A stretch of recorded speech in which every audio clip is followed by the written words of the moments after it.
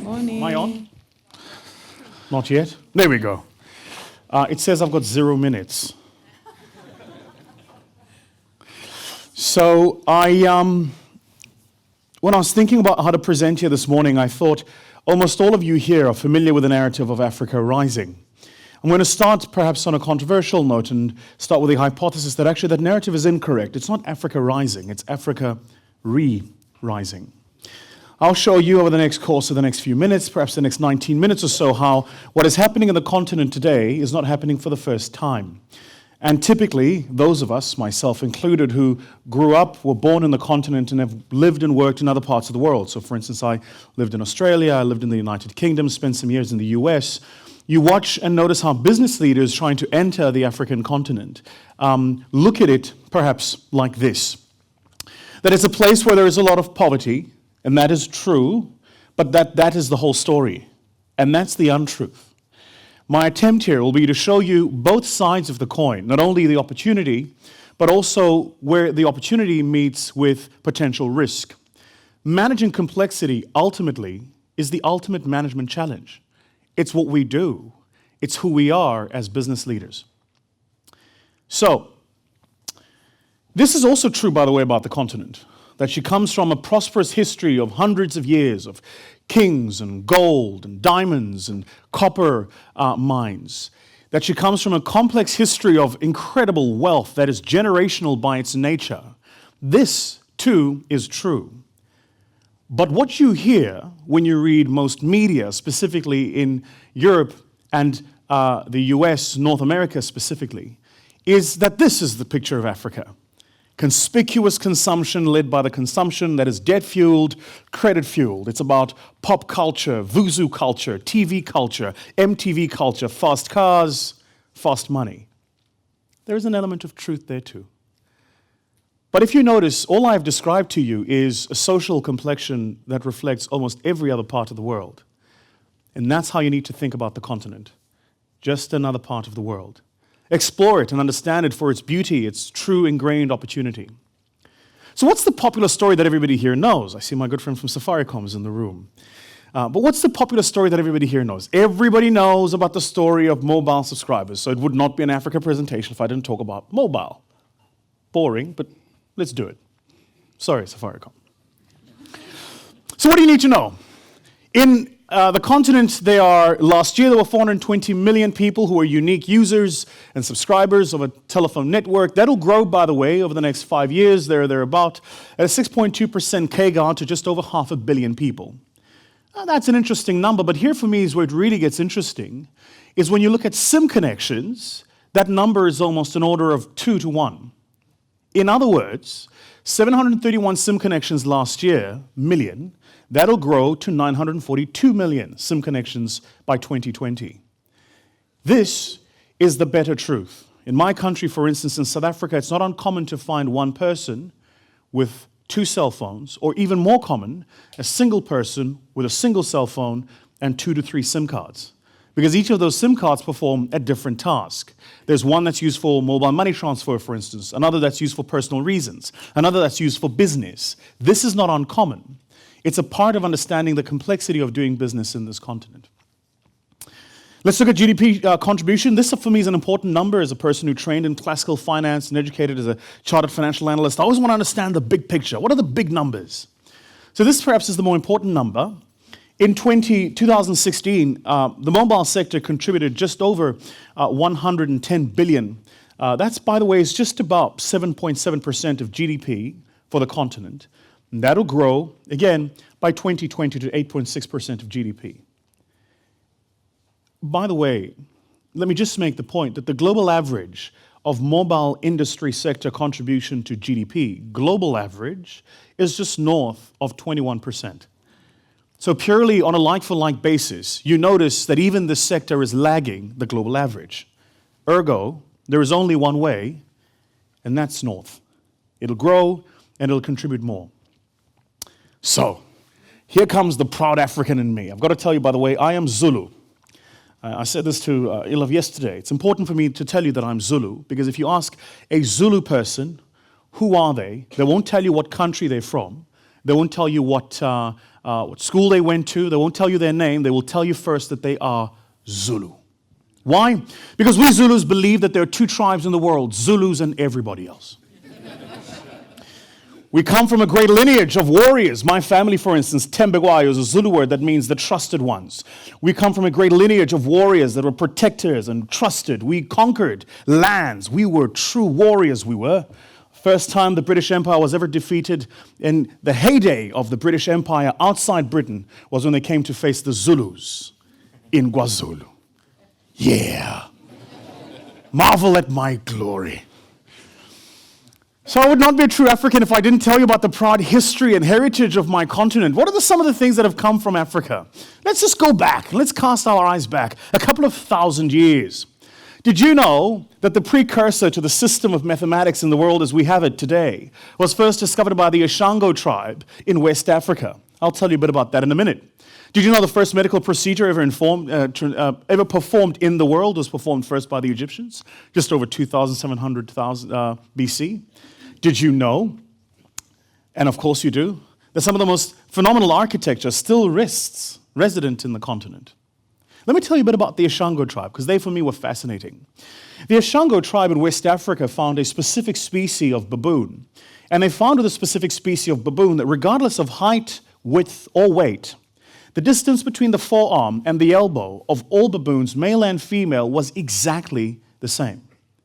This was an important discovery because what they wanted to do was to measure instruments, you see, and they figured that if they could use this specific bone as a measuring instrument, they then had the ability to measure. It was the precursor to the system of mathematics as you have it today. So in simple English, what I'm saying is every single time today you find yourself using a number, you should thank Africa. Thank us. Just us. First medical procedure performed in Egypt. Best architecture in the world. I've had the privilege of going now 3 times to the pyramids in Egypt still. And they are, of course, a modern marvel of engineering and architecture that the world today is still trying to understand. So, you heard in the introduction, I, for my sins, I suppose, work in the venture capital space. People ask me, what is venture capital? The truth is, we talk about it like it's science. It's not. It's a bit of luck, a bit of confluence, and a bit of, excuse the language, bullshit baffles brains. So I run the fastest growing venture capital fund in sub-Saharan Africa. My goal is to have it as the largest venture capital fund in the continent. And the large part is important because if you understand the challenges Africa has, you will also understand that she needs large institutions to enable her to unlock the opportunities of those challenges. We're in 4 countries. We talk about the 4 horsemen in our firm. We're in South Africa, where I'm from. We're in Nigeria, which I love. We're in Ghana. And of course, we're in Kenya. Let's look at some of the macro data on these. South Africa, 56 million people, thereabout, GDP per capita, $5,200 GDP per capita. The size of the middle class in South Africa is just on 20%. This is important. If you want to understand Africa, my view, and I'm sure I'll get slated for this by my panel later, get in through South Africa.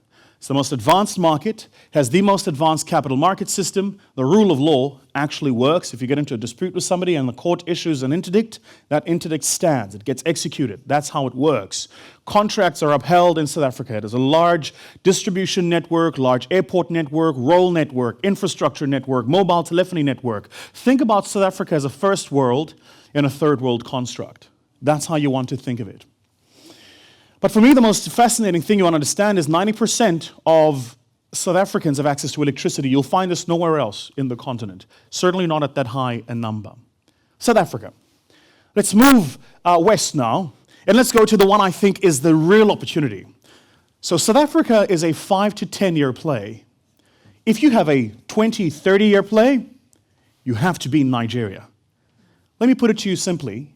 If you're not in Nigeria, you are not in Africa. 186 million people in Nigeria. Look at the GDP per capita, just 2,100. Then look at the size of the middle class, 10%. It's phenomenal, the opportunity that sits vested in Nigeria. Access to electricity, 60%, but for those of you who don't know, Nigeria generates just about 16% the power capacity of South Africa, with a population 4 times that of South Africa. For those of you who have not traveled, and I travel there fairly often, every single day you'll experience at least 2 power shortages, 2 power cuts in Nigeria. So there is, for instance, an entrepreneur that we funded in Nigeria who has a computer mainframe board that will work even though the power short circuits. His market, only Nigeria. Exciting business, phenomenal opportunity. Let's look at Ghana. Why Ghana? Because I think the cedi, the currency, is very strong. It's at 4-1 to the rand. We always think about the rand, the South African currency, and the dollar. Right in the middle of it is the cedi currency, which is the Ghanaian currency. 28 million citizens there, 80% access to electricity, 20% the size of the middle class, and one of the fastest growing credit markets in the world. I mean, they really have a fast-growing credit market now. The capital market system is becoming increasingly more advanced. Leverage buyouts are being done more and more by companies, more transactions, and there's a massive growth in the lower to middle class sector on access to credit and credit facilities. Great country. But I would be lying if I did not say, this is my favorite.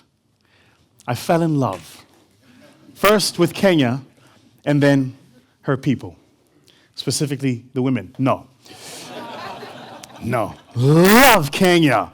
I spend as much time as I can in Kenya. It is, for me, the heart and soul of Africa.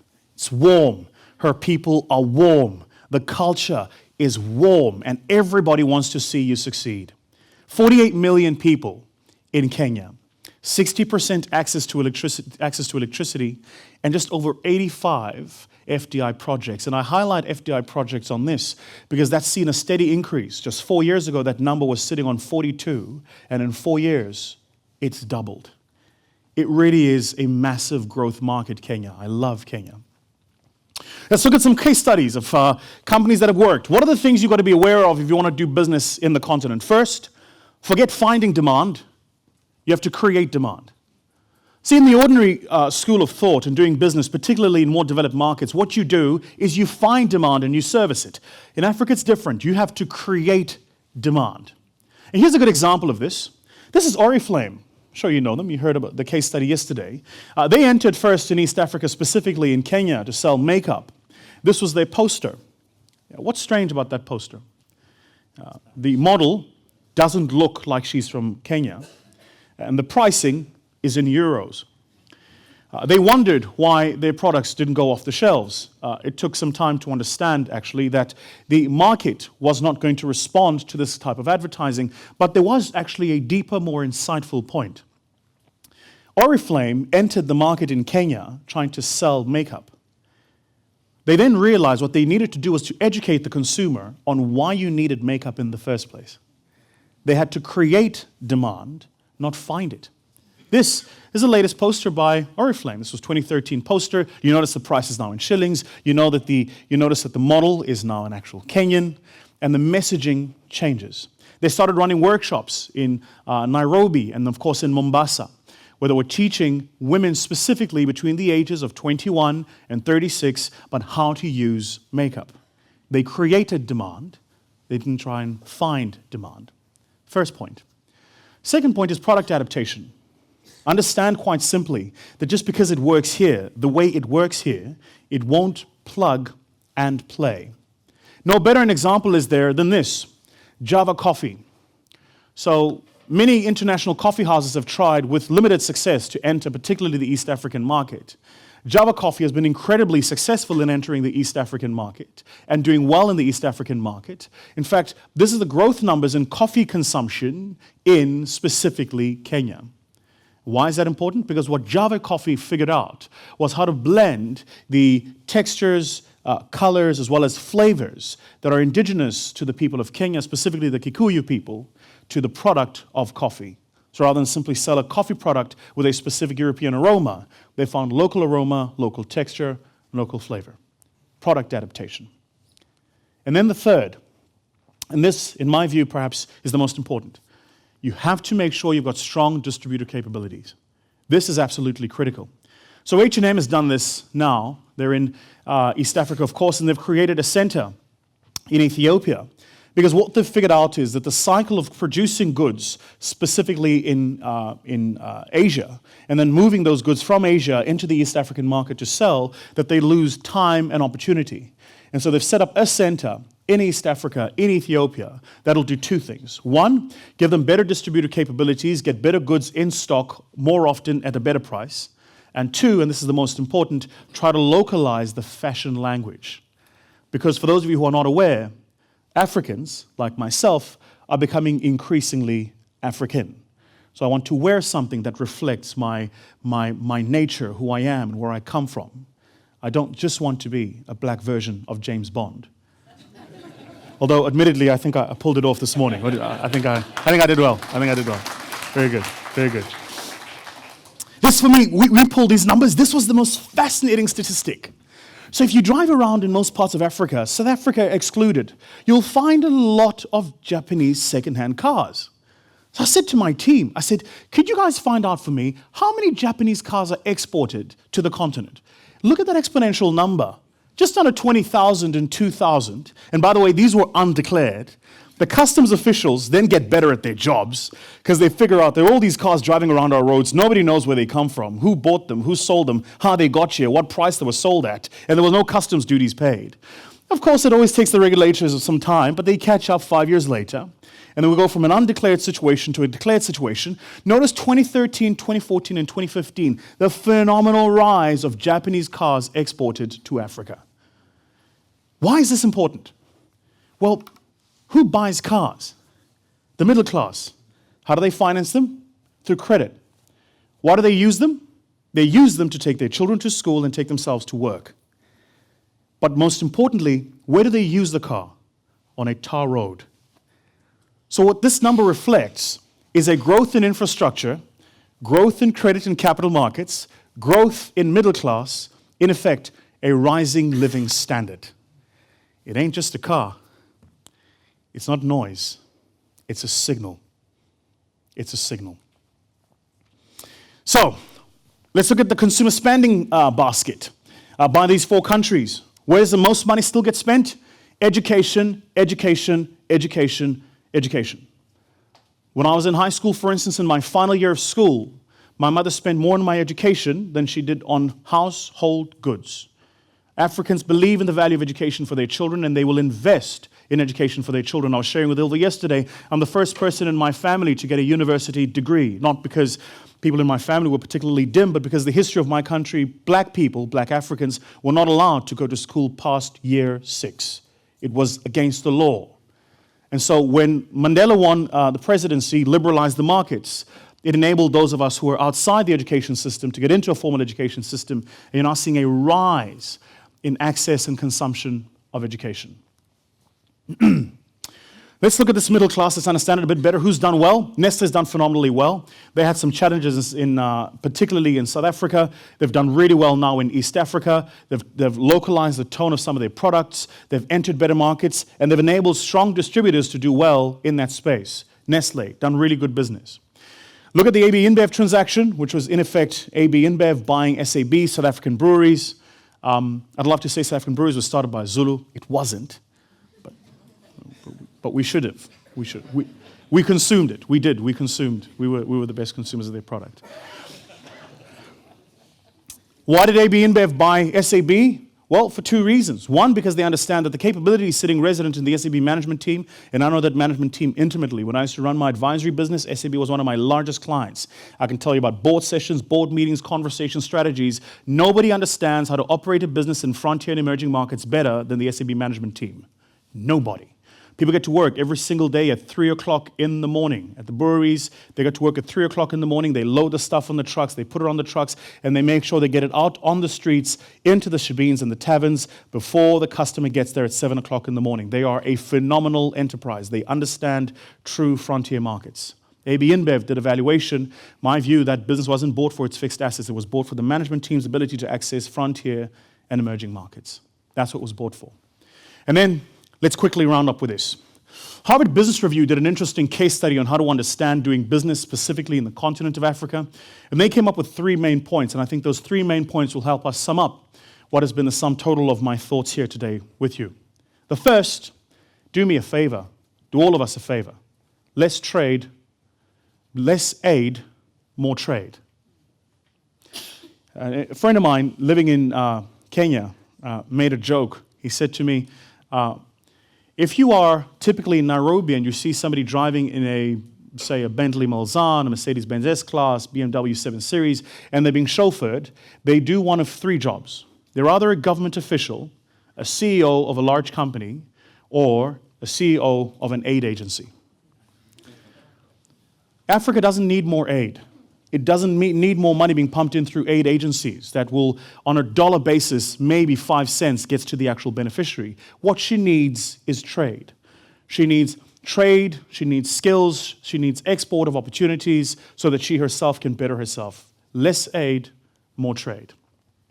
The second, and I think for the audience here today, this is perhaps the most important. There is no denying that all of you from the various firms you come from have a global technical competence. But global technical competence without local market expertise amounts to zero. So you might bring the product in. You might know very well how to tinker the product and how to engineer it and how it functions and how it works. But the people who will help you succeed in those markets, find the right consumers and price correctly will almost always be local people. Global competence, local expertise. And then finally, take the long-term view. We're busy raising our second fund, so I'm doing some fundraising rounds, traveling around the world. And even when I meet with high net worth families and impact funds, this is the story. Give us the capital, then look away for 20 years. Why 20 years? Because like the young lady from Atsov, who runs the makeup business yesterday, that's what's required. It's required that you take a view that you're going to invest today and that you might break even in 10 years' time, but then only 10 years after that are you actually going to build a business, an instrument of value that will sustain itself. Take the long-term view. Way too much complexity, way too many changes, and way too much short-term thinking if you really want to succeed in the African market specifically. Those are my thoughts. Thank you very much.